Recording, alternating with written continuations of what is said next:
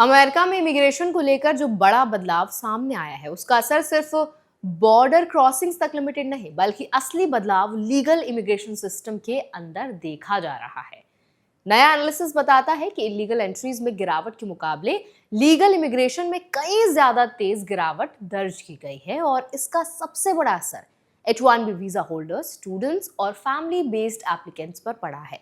आज इस वीडियो में हम समझेंगे लीगल इमिग्रेशन में कितना बदलाव आया है, कौन से वीजा कैटेगरी सबसे ज्यादा इंपैक्ट हुए हैं और यूएस में रह रहे इंडियंस को इस सिचुएशन में किन रूल्स और कॉशन पॉइंट्स को ध्यान में रखना चाहिए। तो चलिए फिर जल्दी से वीडियो को शुरू करते हैं। हाय, मेरा नाम है वर्षा दुबे और आप मुझे देख रहे हैं एनबीटी टेक एड पर। अमेरिकी पॉलिसी एनालिसिस के मुताबिक इलीगल एंट्रीज में जो गिरावट आई है उसके करीब 2.5 गुना ज्यादा गिरावट लीगल एंट्रीज में देखी गई है। यानी बॉर्डर पर इलीगल क्रॉसिंग्स तो कम हुई हैं, लेकिन लीगल पाथवेज पर रेस्ट्रिक्शंस और स्लो डाउन उससे भी ज्यादा है। रिपोर्ट में यह भी बताया गया है कि कुल इमिग्रेशन में जो गिरावट आई है उसका लगभग 72% हिस्सा लीगल रूट्स में कटौती की वजह से आया है, ना कि इलीगल इमिग्रेशन में बदलाव की वजह से। सबसे बड़ा असर जो है वो H1B वीजा कैटेगरीज पर पड़ा है, जो खासकर इंडियन प्रोफेशनल्स के लिए एक बहुत अहम पाथवे माना जाता है।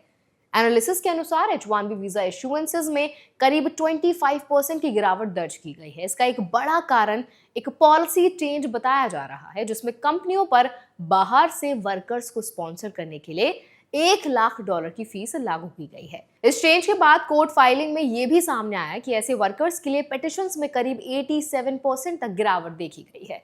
इसका सीधा असर उन प्रोफेशनल्स पर पड़ा है जो यूएस कंपनीज के थ्रू टेक्नोलॉजी, इंजीनियरिंग और हेल्थ केयर जैसे सेक्टर्स में काम करने जाते हैं। लीगल फ्रेमवर्क के हिसाब से देखा जाए तो यूएस इमिग्रेशन सिस्टम में वीजा अप्रूवल्स हमेशा एम्प्लॉयर स्पॉन्सरशिप, डॉक्यूमेंटेशन और कंप्लायंस पर डिपेंड करते हैं। ऐसे में जब फीस या प्रोसेसिंग रूल्स बदलते हैं तो डायरेक्टली पिटिशन फाइलिंग्स और अप्रूवल्स पर असर पड़ता है। यही कारण है कि H1B जैसे हाई स्किल्ड वीजा रूट्स में स्लो डाउन देखा गया है। स्टूडेंट्स के मामले में भी बड़ा बदलाव देखने को मिला है। अब जो इंटरनेशनल स्टूडेंट्स हैं, जो इंटरनेशनल स्टूडेंट वीजाज हैं, उनमें करीब 40% की गिरावट दर्ज की गई है। ये गिरावट वीजा सस्पेंशंस, एनफोर्समेंट एक्शंस और कुछ कंट्री स्पेसिफिक रेस्ट्रिक्शंस के चलते बताई गई हैं। इसका असर उन इंडियन स्टूडेंट्स पर भी पड़ा है जो हायर एजुकेशन के लिए यूएस जाने की प्लानिंग कर रहे हैं। नियमों के हिसाब से स्टूडेंट वीजा हमेशा एडमिशन, फाइनेंशियल प्रूफ और कंप्लायंस पर डिपेंड करता है और किसी भी पॉलिसी टाइटनिंग का सीधा असर एप्लीकेशंस की संख्या पर दिखता है।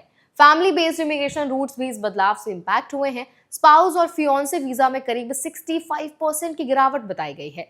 इसके अलावा ब्रॉडर इमिग्रेंट वीजा कैटेगरीज भी कंट्री बैन्स और एडमिनिस्ट्रेटिव डिलेज की वजह से कम हुई हैं। इसका मतलब ये है कि सिर्फ वर्क वीजा ही नहीं बल्कि फैमिली रियूनिफिकेशन वाले रूट्स भी स्लो हो गए हैं। सबसे एक्सट्रीम बदलाव असाइलम और रेफ्यूजी सिस्टम में देखने को मिला है। साउदर्न बॉर्डर पर असाइलम एंट्रीज लगभग पूरी तरह बंद जैसी स्थिति में पहुंच गई हैं। पहले जहां करीब 40,000 असाइलम सीकर्स पर महीने एंट्री करते थे, अब ये संख्या गिरकर लगभग 0 के करीब पहुंच गई है, यानी 99.9% की गिरावट। इसी तरह रेफ्यूजी एडमिशंस में भी करीब 90% की गिरावट दर्ज की गई है। इन सभी चेंजेस को मिलाकर देखा जाए तो policy direction clearly legal immigration pathways पर ज्यादा टाइटनिंग दिखा रही है। एनालिसिस में भी यही कहा गया है कि सिर्फ इलीगल इमिग्रेशन रोकने का मामला नहीं है बल्कि ओवरऑल इमिग्रेशन सिस्टम में ब्रॉडर रेस्ट्रिक्शंस का हिस्सा है। अब सवाल यह है कि यूएस में रह रहे इंडियन एप्लीकेंट्स या प्रोफेशनल्स को इस सिचुएशन में क्या ध्यान रखना चाहिए। सबसे पहले वीजा रूल्स के अनुसार हर कैटेगरी में डॉक्यूमेंटेशन, टाइमिंग और कंप्लायंस सबसे इंपॉर्टेंट फैक्टर है। H1B होल्डर्स और एप्लीकेंट्स के लिए जरूरी है कि उनकी पिटिशंस प्रॉपर्ली फाइल्ड हो और एम्प्लॉयर स्पॉन्सरशिप पूरी तरह वैलिड हो। स्टूडेंट्स के लिए एडमिशन और वीजा फाइलिंग के बीच किसी भी मिसमैच से बचना जरूरी है। फैमिली वीजा एप्लीकेंट्स को भी प्रोसेसिंग डिलेज और पॉलिसी अपडेट्स को रेगुलरली ट्रैक करना चाहिए। इस पूरे सिनेरियो का एक प्रैक्टिकल टेक अवे ये है कि यूएस इमिग्रेशन सिस्टम में अब स्पीड और प्रेडिक्टेबिलिटी पहले जैसी नहीं रही। इसीलिए इंडियंस के लिए सबसे जरूरी चीज है अपडेटेड रूल्स को फॉलो करना, ऑफिशियल चैनल से ही इंफॉर्मेशन लेना और किसी भी एप्लीकेशन में प्रॉपर लीगल कंप्लायंस बनाए रखना। तो आई होप ये वीडियो आपके लिए हेल्पफुल रहा होगा। अगर वीडियो आपको पसंद आया तो उसको लाइक करें, शेयर करें। ऐसे और वीडियोस के लिए, अपडेट्स के लिए, इन्फॉर्मेशन के लिए हमारे चैनल एनबीटी टेक एड को भी जरूर सब्सक्राइब करें।